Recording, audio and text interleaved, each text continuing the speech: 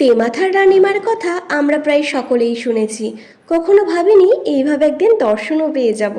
তো আমরা এখন চলে এসেছি তেমাথার জগদ্ধাত্রী পুজোয়।